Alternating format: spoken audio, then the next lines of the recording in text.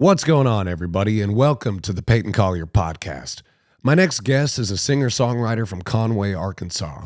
He's written the number one hit songs, How Not To for Dan Shay and Somebody Else Will for Justin Moore. His new album, Free Country, comes out on June 16th. It was an honor and a privilege to sit down and talk about the philosophy of creativity and all kinds of things an artist has to endure in the modern world. I'm a fan of this guy's music. He's from my home state, my old stomping grounds, and I sincerely enjoyed our conversation. I hope that you will too.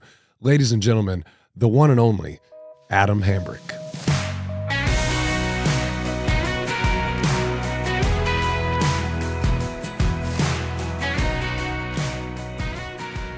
Adam Hambrick, what's going on, brother? Man, I can't call it. What has been going on today? Yeah, I know you were very excited to be here this morning. I was an eager beaver, as I say. I woke up this morning, took my kids to school. Today's the last day of first grade for my first grader. Really? And so we did that, and then I had a Zoom meeting with some folks who were helping me put out my record. And then what else? And then I was like, I gotta get over to Hermitage so I could be on the Payton Collier podcast. Payton Collier podcast. And then I got here and I was like, hey man, just FYI, I'm 15 minutes out. And then turns out I was an hour early. It was an hour early. I was like, man, I hope I didn't mess the time up and stuff. And I didn't want you to have to just sit in the driveway and wait. But luckily you found the local Starbucks. Found the local coffee spot over here in Hermitage, and I posted up for a minute and did a little more work. But what happened was, when we originally talked about it, I was in Atlanta, and so the time difference, there's like an hour ahead. And so when I put it in my calendar, I put it as 11 per the conversation. And then when I got here and I came back, like it bumps it over because it thinks you mean time zone it shift. means 11 o'clock Eastern time, but no, I meant 11 o'clock Central time. And so I wish Apple wouldn't jump time zones with you when you do stuff in your calendar, but lo and behold, it puts me off. So there. Yeah, we're happy to have you here, regardless of what hour you arrive. I would have looked way worse. And as I told you before we started, we were out last night partying with good old Ben Folds. Man, that's good company to keep. Yeah. We went to the bar. We went to this bar in this pub in East Nashville after. They're like, we just got done playing a show with the Ben Folds. No big deal. No one gave a shit. No, you're in Nashville, man. Nobody does. Yeah. It's kind of nice that there's not really the celebrity hype here, because I think the first night I was here after I'd moved here, I met Chase Rice at Marathon Music Works at a Flatland Cavalry show. Yep. He was just in the back, clean shaven, by himself. I was like, Chase Rice? He's like, yeah, man, what's up? We talked for, I want to say 7 minutes. Yep. He's a really nice dude. He's I feel like he gets a bad rap sometimes because people don't understand that he's just kind of like a chill, in his own world kind of dude. Not like not like selfish kind of in your own, but just like he's just very like comfortable in himself. He's chill, laid back dude. Also, homeboy can hit the golf ball a country mile. Have you played golf with him? We did the Justin Moore golf tournament last year in Arkansas, and man, that dude can rope a golf ball. Where's that at in Arkansas? It was in Chenal Valley Country Club last year. I don't know where they did it there again this year, but yeah. I know he's a big golfer. Do you know Don Grisham? Yeah, man. Yeah, so he was my youth pastor. Oh, are you up. serious? Yeah. Him and Drew Glover. I know Drew. Yeah, guys in that camp. So you're probably closer to Drew's age than you are mine. Yeah, so me and Drew kind of played in bands and played music kind of around the same time, like coming up in Plu. clubs and the Plu world. Plu era. Yep. So you and I are both from Central Arkansas. You weren't born there, were you? So I kind of bounced back and forth between Arkansas and Mississippi. My dad's a pastor, but like all my family's from Arkansas. So Arkansas is home, right? But I grew up in between Mississippi and Arkansas. Did a lot of my growing up in a town called Corinth, Mississippi. That's where I graduated high school. But before I was 9, I lived in Arkansas. And then after I was 18, I lived in Arkansas until I moved to Nashville. So Arkansas. Yeah, Arkansas is home, man. Woo pig till they put me in the ground. You were kind of one of the first people that I knew by extension that kind of made it out of the Central Arkansas tornado. Even though there's something there are a lot of tornadoes that actually happen there. Yeah, you gotta be more careful with your words, man. Well, it's a hard place to get out of. Yeah. What was the main town that you lived in, like in high school and stuff there? So in high school, I was in Mississippi in Corinth, and then I went to UCA for college, and then I just stayed in Conway for 10 years after that. After college, I worked for a college student ministry, and loved my time there, loved those people, and I learned a lot of stuff about just about how to be an adult. Yeah. and all that. But music was kind of the dream that wouldn't die. That's what I tend to say. And so I was still kind of like messing with it on the side, you know. But I kind of got the courage to mess with it because I saw Chris Allen win American Idol. Yeah. I had never known anybody who was like me doing the stuff that I was doing that found a way to make it a career. And then all of a sudden, every Tuesday and Wednesday night, I would watch my buddy from college be on TV doing what I had always dreamed of doing. And I was like, man, if I want to do this, I got to give it a shot. And so I made a record with our buddy Darren Stribling in Conway, over in Cabot. at Blue Chair Studio in Blue Ward, Chair. Austin, Arkansas. Yeah. Technically. The golden triangle of Ward, Austin, and Cabot. The hotbed of music activity. Well, dude, it was crazy. And I remember going to see Blue Chair Studio for the first time. And in Ward, it's like Pawns, Meth, Blue Chair Studio. Like, I mean, it was just an oasis. So I couldn't believe that was happening literally a couple streets down. And he'd always spoke highly of you. But dude, talk about Chris Allen and American Idol. Do you remember the statewide sensation that was voting for that guy every week and watching that show when Chris was on it? Listen, I destroyed 2 Blackberries during that, just like wearing the trackball on my Blackberry out, just trying to vote for Chris. It was, for those of you who don't know, so Arkansas is a state of 3 million people. In the finale, there were 60 million votes cast in the finale of American Idol that season. Total. 20 million of those votes came from the state of Arkansas. So that's every man, woman, child, and dog voting about 6 times, rolling through the Blackberry. And it was amazing. And that is a thing that I've always like loved and appreciated about Arkansas. It's a thing that I feel now, even still in my career. It's like, man, Arkansas does not get a lot of attention. You know, we're not known for being a hotbed of culture. But when people go and do things, man, Arkansas really supports its own.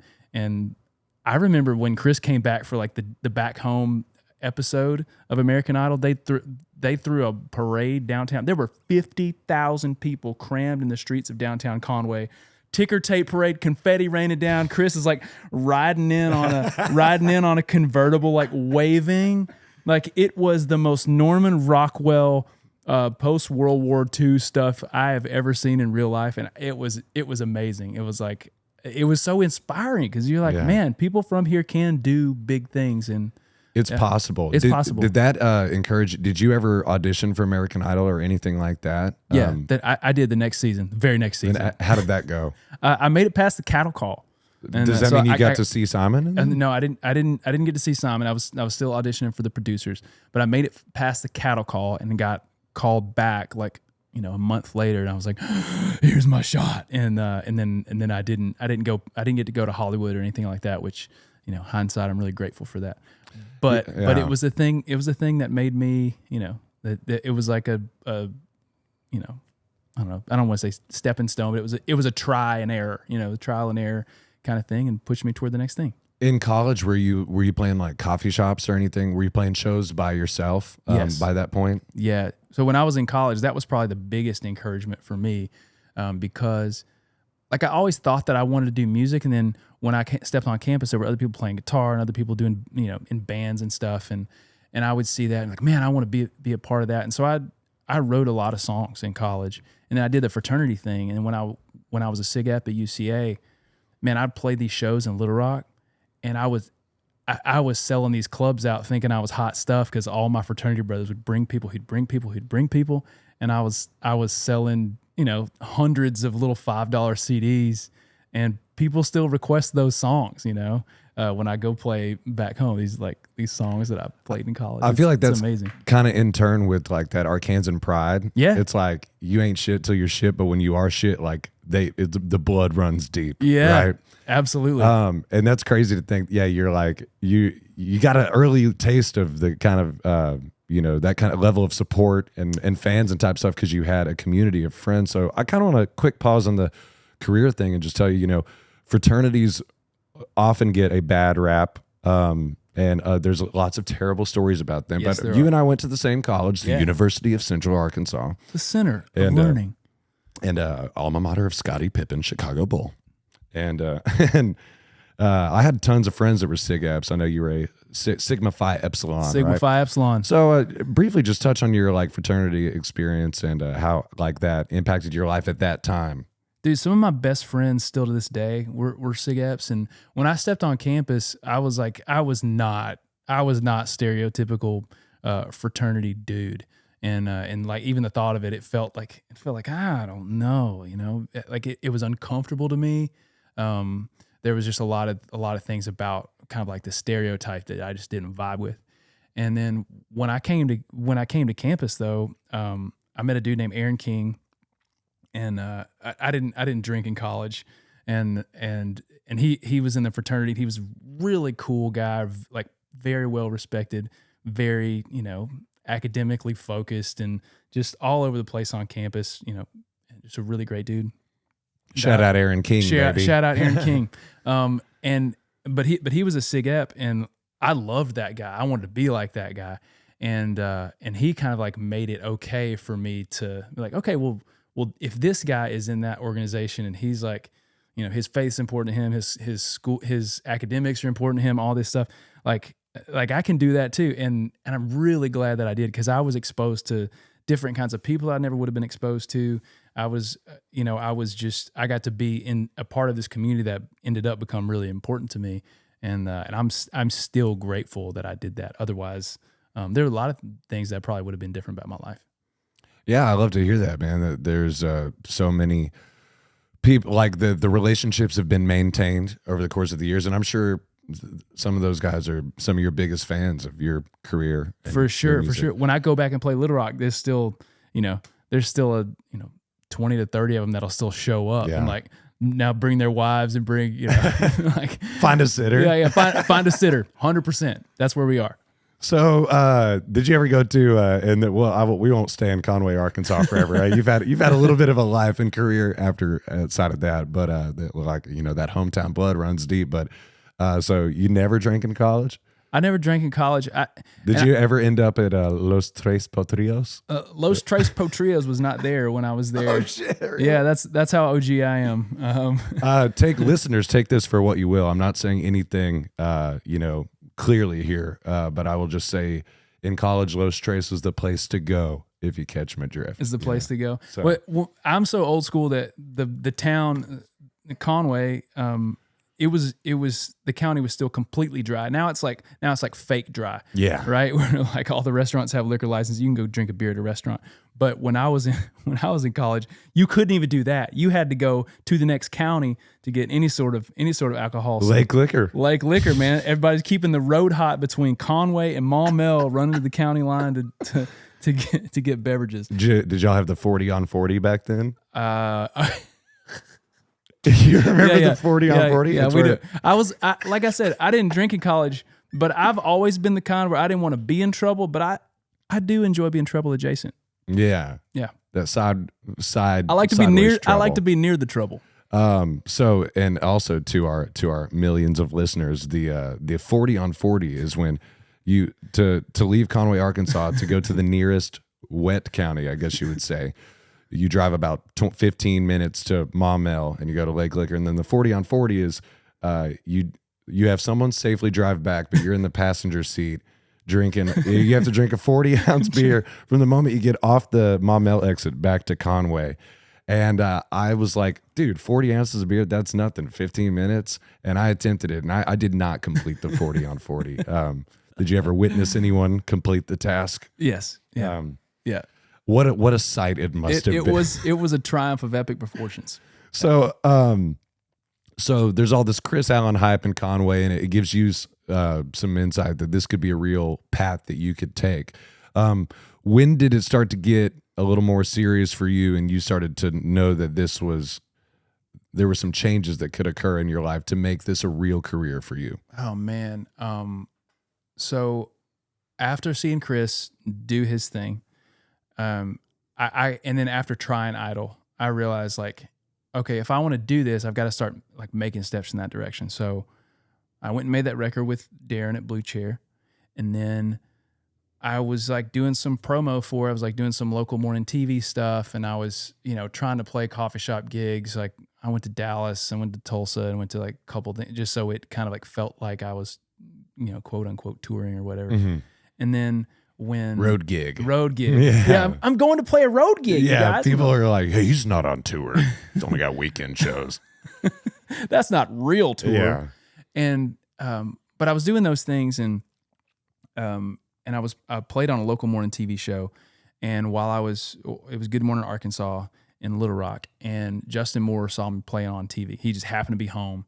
He had just had his second number one with Heaven Wasn't So Far Away, and he was kind of on. He was really crushing, mm-hmm. and he just moved home, and he just happened to be watching TV back home in Arkansas and saw me playing on TV, and he just like, man, this dude's pretty good. And so he called his producer, Jeremy Stover, and Jeremy was looking to build a publishing company. And Jeremy reached out to me in an email that I totally thought was spam.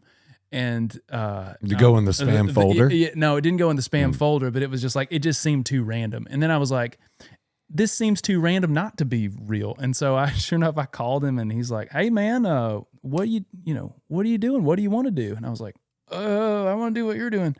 And I went the next day to Nashville to meet with Jeremy, and man, he's. Did you go by yourself? I hopped in my Ford Expedition and drove with my guitar in my case. With my guitar and big stars in my eyes. Yeah. And man, I won't ever forget the anxiety of just like driving to Nashville and the excitement and it's like, man, I'm going to Nashville to play guitar and sing for somebody who is interested in what I'm doing. This seems like important, And sure enough, it was, because Jeremy became a mentor to me, and anything that I know about the business of songwriting and being an artist in this business and all that stuff, I learned it from Jeremy. And man, that phone call that Justin made to Jeremy just changed my life, because that was the first step to me making trips to Nashville once a month to write songs, to meet people and to co-write with people and start to understand the business and what it is, what it's not. And man, so I'm forever grateful for Justin and for how he did that. And crazy too that he, Justin is huge at giving back to the community. Mm-hmm. He's a radio host back home. I mean, he's kind of like as big of a country star as you can be while still being a regular guy. Absolutely. I think. Giving back to his community. But I appreciate that, just that he thought enough to make that phone call. Like, how different would your life be if he was like, that kid's pretty good, and then I'm gonna go to the bathroom or something. Yeah, I'd still be writing songs in my attic in Conway, Arkansas, and I'd still, maybe I'm a worship pastor, maybe I'm doing like a lot of different things, trying to be kind of musical, but I would have always had this kind of like unfulfilled thing, because I don't think I would just like picked my wife, taken my wife, picked our life up and move it to Nashville.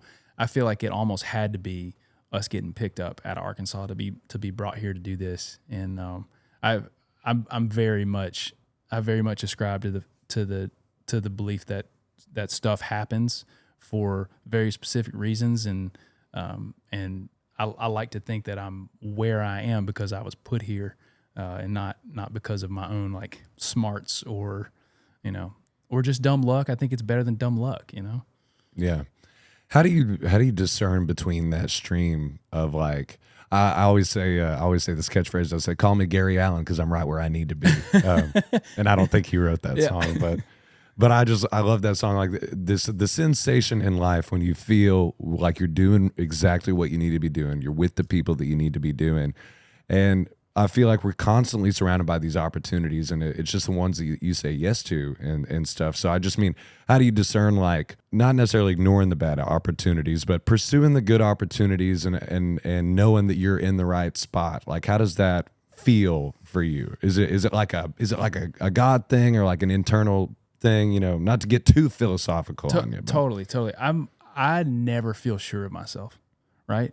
There is no point at which I'm like, this is the thing. But maybe it's getting older. Maybe it's having done enough things where I can discern a little better my motives. A while back, I was scrolling through Instagram. One of just the things that I wish would just burn. But I came across this video of this guy, and he's like, you know, motivational guru bro, which instantly normally would just make me roll my eyes to Ohio. But for some reason I watched this video, and he said something that was just super profound to me. That like, you know, a lot of dots kind of connected for me. He said, oh man, what did he say? It's like, keep your confidence in your intentions, not in your execution. Basically, was the long and short of it. It's like, I may fail, but if I know that my intentions were good, and I know that I intended to do XYZ thing, and I gave everything I had to those intentions, then I can rest and be okay. You know, if I know that I'm trying to accomplish something, I'm doing my best to accomplish it, I am doing it with good motives, my intentions are good, like, I know I can rest in that. I can't, if I'm always worried about the outcome, then I'm never going to be satisfied, because there's always going to be somebody with more money. There's always going to be somebody with better songs. There's always going to be somebody who's a better singer. But if I rest in what I'm trying to do, what my motives are, and let my confidence be there and not in like the finished product, it's always going to be better. And that's the definition of leading with your heart. Because if you're leading with your heart, people are going to respond to that more than they are towards Adam Hambrick wrote a number one song, whatever. I love that answer, man. I think it's, you haven't read The Alchemist, have you? I haven't. There's a thematic in that book that is something along, like, if you're doing what you're supposed to be doing in your heart, and you're making the right choices and trying your best, that life will help you along the way. Yeah.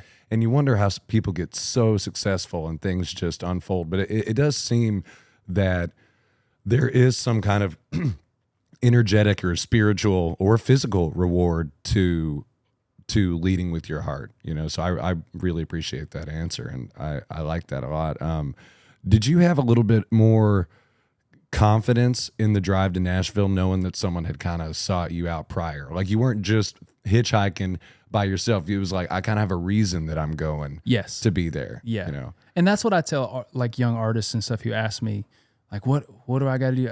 Man, you need to find somebody who has that belief in your talent, in your ability, and like who is willing to encourage you and give you feedback and kind of like help shepherd you. Because the idea that you are smart enough or talented enough to do this thing by yourself is just like, it's nonsense. Like, if you're not Chris Stapleton, like, but even Chris Stapleton had to have somebody who looked at him and be like, man, that's actually good. Yeah. And had to, you know, shepherd that and steward that. And that guy was kind of Justin Timberlake, who put him on CMA. I always use Chris as the example of like completely unrestricted talent. I mean, just like, the guy can't miss vocally. I mean, the anthem, you know. Good Lord, man. So my first. Have you ever had any run-ins with Stapleton over the years? I've met him a couple times. We were on the same label, and super kind, super humble. Like everything you would want a megastar to be. He is that dude. He paid his dues too, dude. Like, he was on the grind for a long time before anybody heard Tennessee whiskey. A long time. Now, the story that I like to tell people is, I remember being I'd been in Nashville for maybe a year or so, and I was really, you know, just thirsty for everything Nashville. You know, I was going to all this stuff, and I was meeting all the people, and you kind of like are in this mode of like sizing yourself up against like what else is going on. I was like, okay, I can kind of hang, you know, like I think I can do this, you know. And then one day I went to Centennial Park. They had Musicians Corner. If you've ever been there, they just run bands all day through Centennial Park, and it's a really fun thing. It's a great like family atmosphere and stuff. And So there were these bands playing all day. I went and watched my buddy Steve Moakler play, and there were some, there were these other cool like funk soul bands who were playing throughout the day. And it comes time for the headlining slot into the afternoon. This dude comes out with this cowboy hat and a beard and an acoustic guitar, and his wife, and I had heard the name, but I didn't know. I couldn't put a face with the name. I didn't know who it was. It was Chris Stapleton, and he walks out and opens his mouth, and it is the voice of God. And I never had felt air move like that from somebody's voice, from like a human voice, making me feel those literal vibrations hit my chest coming through that PA. And I, like, my mouth, like it just my jaw was on the ground. I'd never seen or felt in person like what that feels like. And I was like, man, I might just have to move home, because I don't know if I can ever move people the way that just moved me, Would that have been, how many years ago would that have been? That was before the CMA moment. It 8 years ago? It would have been 2014, I think. Because he had just had, Luke Bryan had just taken Drink a Beer to #1, and he wrote that song, right? And then he played it, and I was like, what is this song? Why do I know this song? I was like, because it sounded like a totally different song when Chris Stapleton. Yeah, like when he does Your Man, and he's like, baby, lock them doors and turn them. It's like soul thing. And that's a real singer. It's so different than baby, lock them doors. But dude, I was wondering if it was that 8 years ago thing, because there's a video of him playing Parachute, I think. He's outside with an acoustic guitar by himself. It looks like it's in Nashville. Probably so. And then just the sheer power. I imagine having to like go after that guy at Whiskey Jam or something. Yeah. You would move home. Yeah, you would move home. It's just That's, coming up next. So when did you get the first opportunity that's like, this is real now, after you moved here? You had Jeremy's mentorship that you said gave so much, gave you such maybe like a head start into making this a reality. The first, I had quite a few like holy crap things, because let me think here. Well, let me say this. How did you start writing songs with other people? Did you come with like your catalog of songs and start pitching those immediately? Were you knocking on people's doors and saying, let's write together? Or were you in with like the publishing group and they were organizing? The publisher was, I had a publishing deal before I even moved to town. So they were helping me, book rights and keeping my calendar full. And that was through Jeremy, right? That was through Jeremy, and it was a joint venture with Sony at the time, and then became Anthem. And so I've had a lot of great people, help me along. What happened is like shortly after I left the Sony portion of that deal, I just started writing with a chip on my shoulder, and I was like, okay, I'm done trying to be the smartest guy in the room. I'm done trying to I'm just gonna try to write the hit, and it's a process of like trying to figure out what makes me tick and what makes me like really, really feel good when I say it in a song. Like, what words feel good, what melodies feel good, and what do I do that's different than everybody else? And it was in that season that we wrote How Not To, and that kind of went on hold immediately after the demo was done, and then found its way to Dan and Shay.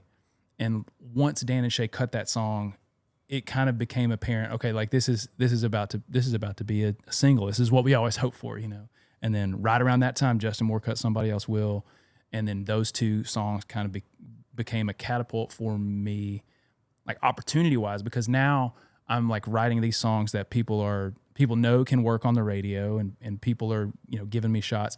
And then that turned into me like signing the record deal and going on tour and doing that thing. And those two singles were kind of the catapult for me as like an artist. And they both went to #1, right? Yeah, those both went to #1. Yeah. How much as a songwriter, like how much more? How much money did I make? No. That's a personal question, man. How much? Oh God, I forgot what I was going to ask now. How much money do you have in your bank account? How much better sleep do you get at night as a songwriter when you can lay your head down saying, I have a #1 hit under my belt? Golly, man, I wish it was that easy. Oh, golly. Because when you move to town, you're just like, oh, if I could just have that one, that's bullshit. Mm-hmm. It's not a thing. It is not a thing because now I'm a guy that hasn't had a hit in 6 years. Mm-hmm. So like you're either right now or you're a future star or you're a past star. But like nobody gets to ride that thing forever unless maybe you're Ashley Gorley. Mm. And so everybody's just like just working for the next thing.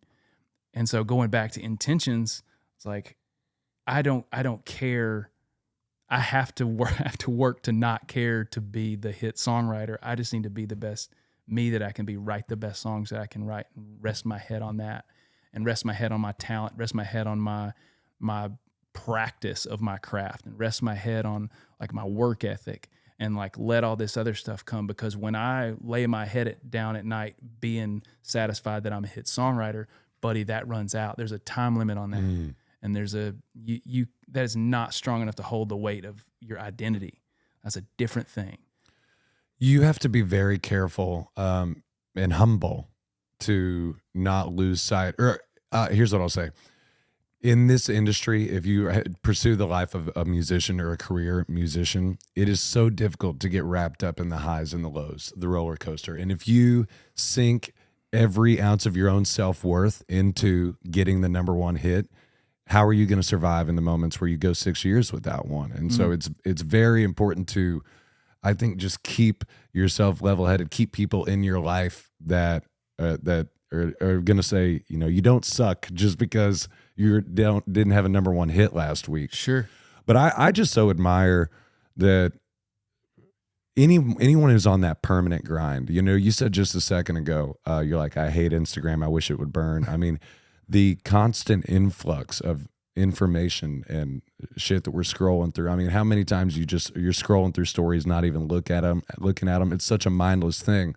And I think you're great at posting on social media. So, and keeping it consistent. I know there's got to be days where you don't feel like doing it. You don't feel like making the video. So as somebody who's on that constant grind, you know, what is your relationship with social media, and how do you not get caught up in the feed? Nice little metaphor there. The feed of life, the Instagram feed of life. You know? Yeah, there is this balance where you have, like, social media has to be a billboard for what you do, because if you're not there, like, you're really nowhere. Like, people have to be able to have a front door to you as an artist or you as a songwriter, and so like it is a necessary evil. But I still think it's evil. I wrestle with that so hard, like, because there's so much about it that I do believe is literal evil. It's literal taking us out of the moment and putting us into this thing literally puts us into our discontent. It literally puts us into our insecurities. It literally puts us into our anger. It literally puts us in all these places that we were not meant to live. And so, like, I completely agree. If I'm being principled about it, then I know that I just need to be completely off of it. But I also know that, like, man, I got a family to feed. And I know if I want to do this as a career, I have to be in places where people can see what I'm doing. And hopefully the things that I'm doing aren't feeding those other monsters. Hopefully, you know, they're feeding the human element of what music is supposed to fuel and touch and interact with. And I don't know. The thing that has helped me a lot, I've been working with a couple people who really, who've really just kind of like calmed a lot of that fearful part that comes out of me with social media. They basically help me produce all my content. So like we do content shoots, and then they chop it up and then have a month worth of stuff. So I don't worry every day about posting. And I know everybody can't afford to do that. Everybody's like, there's different barriers to that for everybody. But I really, if you can, do that, because this thing sucks the creativity out of the music, out of art, and it makes it feel all, you know, stale, and I don't know. It makes you fearful and sad. It makes you want to quit this thing that you loved so much. And well, I mean, say, just using it as an example, but you being a number one hit songwriter, I'm sure you've had moments where you've made posts and you were disappointed that it didn't do as well as you thought, or you released something that you were disappointed it wasn't going to do as well as you thought. Sure. And that's kind of what I mean, that of you got to stay in that safe headspace of not relying like I'm putting everything on this post. I think for artists and for people that are just content creators, that is, I haven't had anybody say that on the podcast before yet, but that you set aside some time to make content in bulk. Yeah. And then you can kind of, you can relax and breathe and you have it. You don't have to think every day, is this good? You don't have to constantly watch yourself. And if you have a feedback team that can tell you this is good, post this at this time. Yep. I feel like it would be way easier to have a healthy relationship with it and not be like, where are my likes at? You know? Yeah. And the other thing that I think the people who do it best are the people who are making content for the people who are there watching and not for the people who are not there watching. Right. So I really try to change my gear toward, okay, who are the people who care? And I'm going to make content for those people and not shy away because of what other people who don't even care about me think.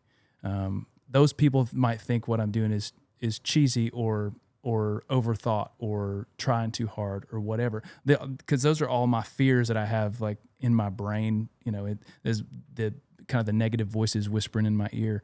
But I'm kind of making this choice in this turn recently to focus more on the people who are there and who care actively, because that can grow. You know, that when you create content in that way and you create art for people in that way, you know, you're creating more for yourself. And I think that's just the sweet spot of where to be. And I'm sure you had to develop that mentality about the thing. Like, I don't think, like, because social media has become so much more intense in the last 5 years. Well, really, I mean, since COVID, it's been like social media overload. Yes.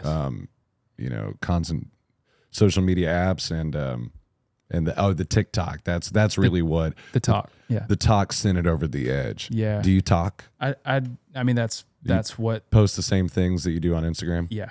Yeah. But I don't know, as artists and as creatives, like, we are sensitive, right? Like, by nature, that's what makes us artists and creative. And sensitive gets a bad rap because you think, he's sensitive. They don't have thick skin. When you're an artist, it's your job to be sensitive. It's your job to sense. It is your job to feel. It is your job to think and interpret those feelings and put those into work that makes other people feel. That's the job. And when we spend so much time ingesting information that makes us anxious, that makes us angry, that puts us in all these negative places, we can't do that job. And so the ones of us who figure that out the best and how to have that relationship with social media in a way that doesn't kill the sensitive nature of being a creative and being a human who makes stuff for other people to feel, like, the ones of us that do that are the ones who are going to find a way to make the most meaningful work going forward, I think. I really appreciate when you said, you know, artists and creatives are sensitive. They're sensitive people. And in the vein of songwriting, I think when you've got multiple people working together to create a product, when you're actually in the room with songwriters, do you do most of your songwriting with other people, or do you come to the room with something prepared, or is it different every time? It's different every time. You got to know what's the assignment, right? Is the assignment to write a hit for a Chase Rice or a Luke Bryant, like, you know, some of these more you know, dude forward acts, you know, like that's dude forward, you know, country, dude forward, dude country. forward country, you know, like you know, that's one definitely like specific thing that country music does. Or is it more like for my stuff? Am I writing for my record? Because those tend to be two different things.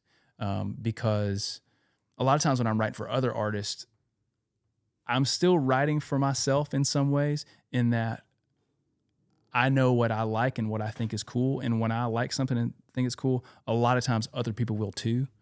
And so I kind of tend to create for other artists from that place.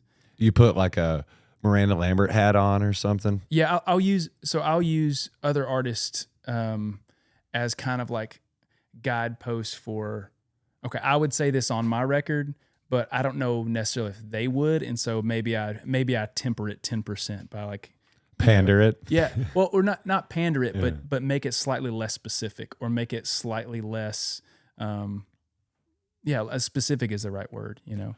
Well, while I was touching on sensitivity and vulnerability, I didn't really get to the end of my thought there. But what I meant was getting in the room with other people and kind of being in a headspace where you're okay to hear other ideas, you're okay to hear lyrical substitutions, and that kind of vulnerability. If you're as sensitive as an artist, most artists are, you come in with something you care about, or you come up in the room with something you care about, and it matters to you and you think it's really good and somebody else doesn't. I wonder how people shed the unwillingness to hear other ideas. I'm going to give a shout out to Jimmy Robbins, because I think Jimmy Robbins is one of the best I've ever seen at that. Like Jimmy has incredible ideas, but he is not married to any of them. And I've always admired that about like writing songs with Jimmy. If we're writing with an artist, he could drop an incredible line that I'm like, dude, that's fantastic. But the artist might not be like, man, I don't think so. And my eyes, I'm sure that Jimmy has seen it in my eyes, like with a couple of artists that we've written with, and I'm like, man, you don't want that line, you know? But Jimmy is always about getting what's best for that artist. And that, I think that's what I've learned with writing with writers like that. It's more of like a service to what's the project and what does that artist feel. Because I'm very myopic, and I can only see a lot of times what I think is cool and what I feel is cool. And like writing with writers like that challenges me to shed that skin and stop trying to be the smartest guy in the room. Stop trying to be the authority. Because my ego wants to put me there, and my ego wants people to see me that way, and I have to step away from that. I think so many people do think like, Adam lives in the big city, he songwrites every day. And just like any job, whether you're the garbage man or you stock shelves at the Kroger, you've got to have days where you go into work and great things happen, and then days where you go into work and it's not a good day. You know, there could be some kind of you said you used to come, or there was a while where you wrote with a chip on your shoulder, or people can bring in the shit that's going on in their private lives into the workplace, just like a normal job, you know? So For sure. There's no, I think the thing that's interesting about any creative field is that there is no security, because it's so subjective. Like, just because somebody thinks something's cool one day, it will be not cool the next day. And, you know, I'm grateful that people have thought what I do is cool enough, you know, for at least a length of time here that I can make a living and provide for my family and all those things. I'm really grateful for that, but I have no illusions that that's how it's going to stay. And so all I can do is, like, you know, try to stay fresh and try not let the business and all the whims of everybody else beat me down, because once they beat me down, I can't show up and create. And so you have to fight for that fresh perspective, and you have to fight for that place that puts you in line with whatever the creative flow is that comes through you. And the people that do that, the best people that don't get beaten down by the losses, and the people that still show up anyway, even when it's hard, even when it doesn't feel glamorous, like, those are the people that make stuff that's worthwhile.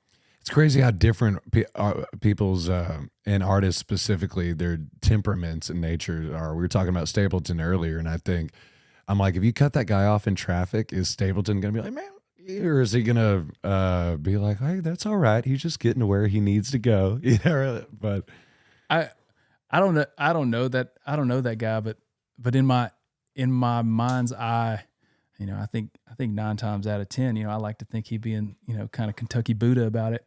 But then Kentucky boot. but then I don't know. You catch him on the wrong day. I think regular Kentucky comes out. That would make me so happy if like I get on YouTube, it's like Chris Stapleton freaks out and it's him just screaming at somebody, on the road or something. We know you're a nice guy, Chris. We know he's an avid listener. So how do you feel about summoning creativity as opposed to creativity flowing out of you? As soon as you, I know I had a very different relationship with creativity when I went from being a boy that liked to play music and make funny songs to a career musician.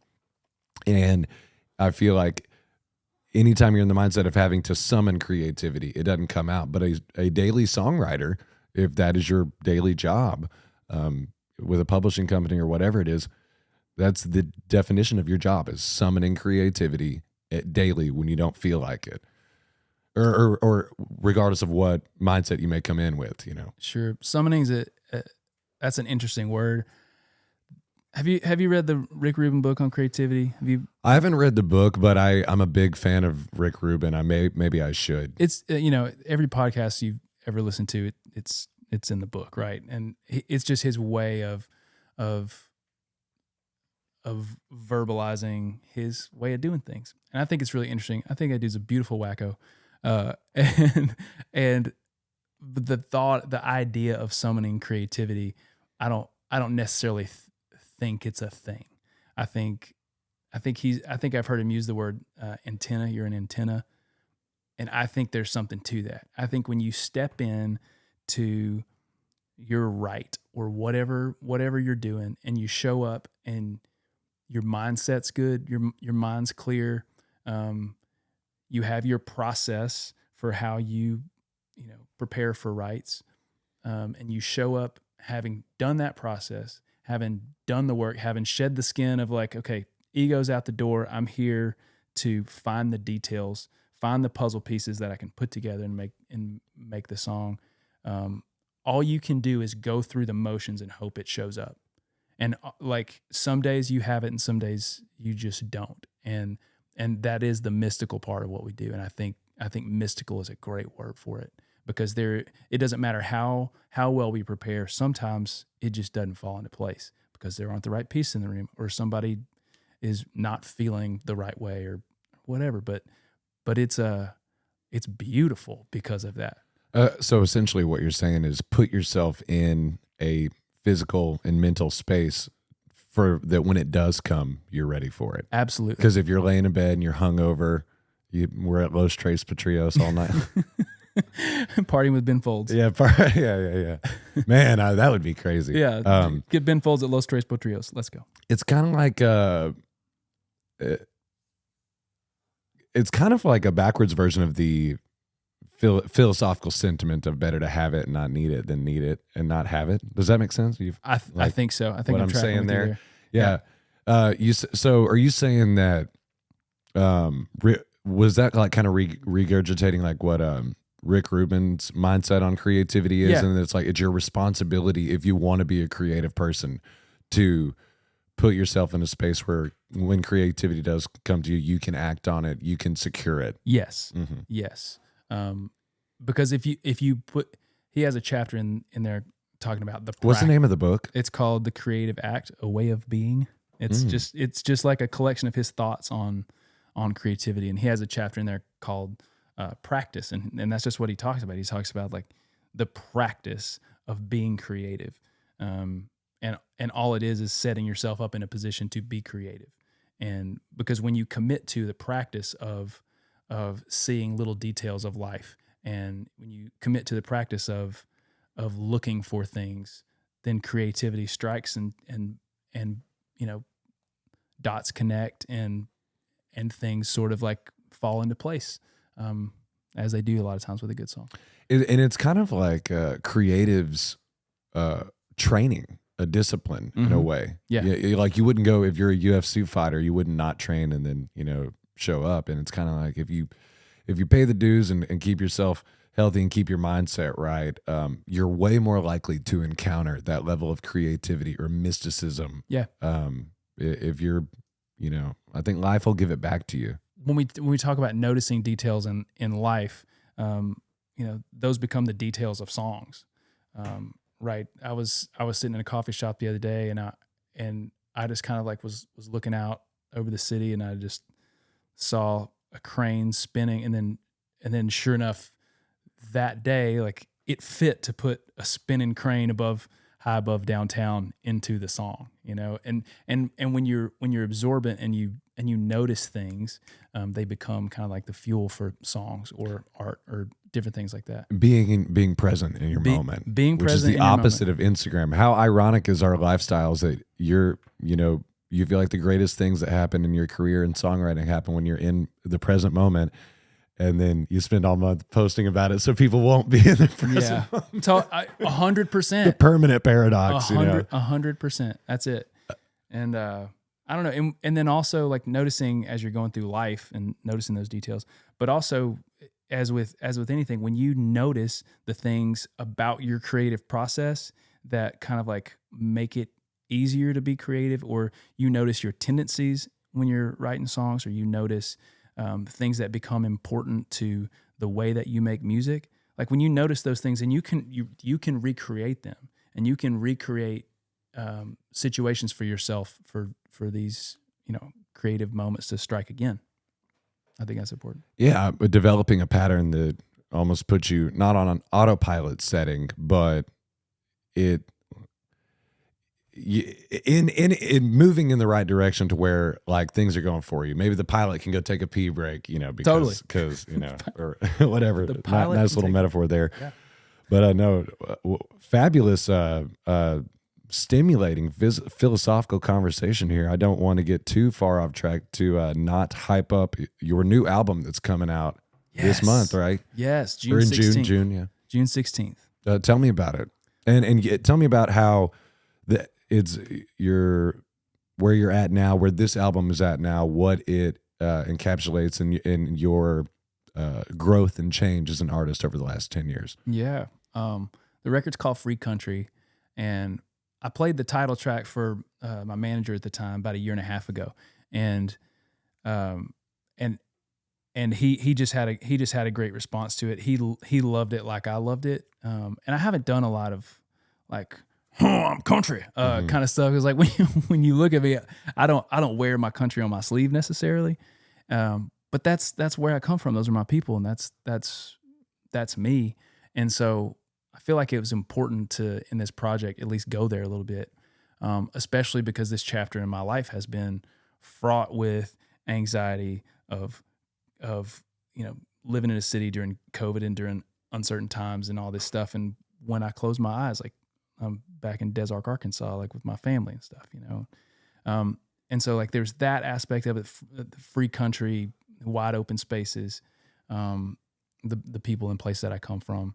And also the notion that, it's a free country. I can make music damn well how I please, and kind of having that bravery to just sort of go there, even on the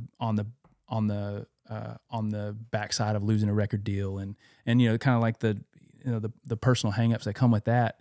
And so this record kind of just became a statement of like, this is where I am, and this is where I'm going.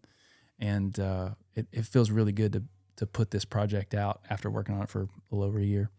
I run into that a lot too, that because where we're from, we're not decked in camo. Oh, yeah. And we're not talking like, which I don't really understand how accents are developed. I just don't understand how you couldn't just say a word how it's spelled. And I feel like you and I both have like relatively normal accents despite where we come from. Yeah. But it is, even if you're not in a camo engulfed culture, being from that part of the world and those people and these ideas that kind of got you in the direction of writing the free country, a motif. That's the motif of the record. That it is still a part of you, and that I love that everybody can embody those American and Southern ideals, and you don't have to you're making music probably for somebody that's not about to go duck hunting. Absolutely. Right? Absolutely. With the same ideals of somebody that's about to go duck hunting. 100%. That's a great way to put that. And country for everybody. Country for everybody. There's a country song for everybody, Yeah. Yeah. And I don't know, man. I think that's an important thing. It's a record in a lot of ways about coming home. One of the things I'm really excited about is I was able to, my dad and my granddad, both Baptist preachers, and I recently stumbled on kind of a box of tapes of my granddad's sermons from like the 80s and Was he like early a fire 90s. in the water and sky? Man, he has just this incredible delivery of his sermons and stuff, and I used a couple drops from some of his sermons in a couple of these interlude tracks that kind of give some color to the record. Kind of a hip hop move there. It felt a little country Kanye. Yeah. Sermon sample. Yeah. Thinking like I was listening to J. Cole song the other day that starts out with a sermon. You know any J. Cole? Maybe a little bit. I get down with some J. Cole. I don't know a lot of hip hop, but I get down with some J. Cole. But dude, I'm for sure excited to check your record out. I sent it. You sent it to me this morning. Yeah. I was like, I was going to listen to it, and then you text me that you were about to be outside in 5 minutes, and then I got distracted. But no, dude, I'm excited about your record, and I sure appreciate your. I can definitely tell. This is the first time we've met in person, but I've kept up with you over the course of the years, and I can definitely tell that you are a thoughtful person and a thoughtful artist, and I so appreciate. I think like going into it's good to not overthink and overanalyze stuff. Oh yeah, no, you just lay in bed at night. Yeah. You should. You have no idea what's going up on between these ears. Yeah, but I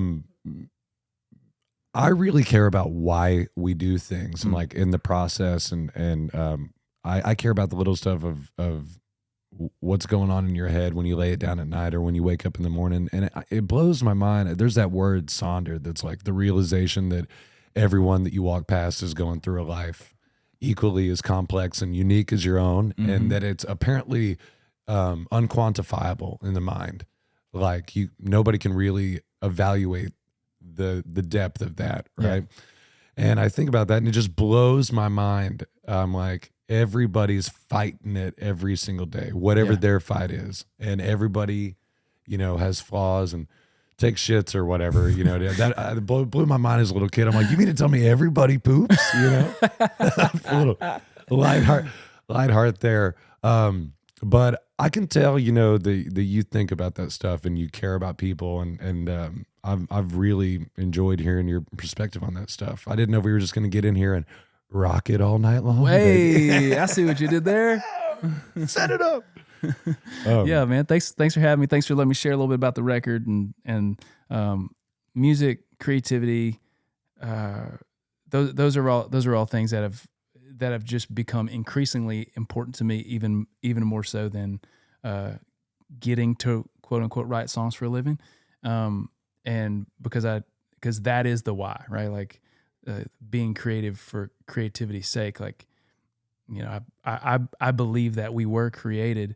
And so even the act of us creating things like kind of is a worshipful act. Like it is an act of like doing something that we were meant to do as humans. And so I try to keep that sacred and let that be a part of where I'm guided in life. And the older I get, the more I believe that, kind of from the core of me. And so thanks for letting me talk about it. Adam, thanks so much for coming by today. It was an honor and a privilege. Thanks, Payton. Back at you, man. We'll see you next time, buddy. Los Trace, here we come.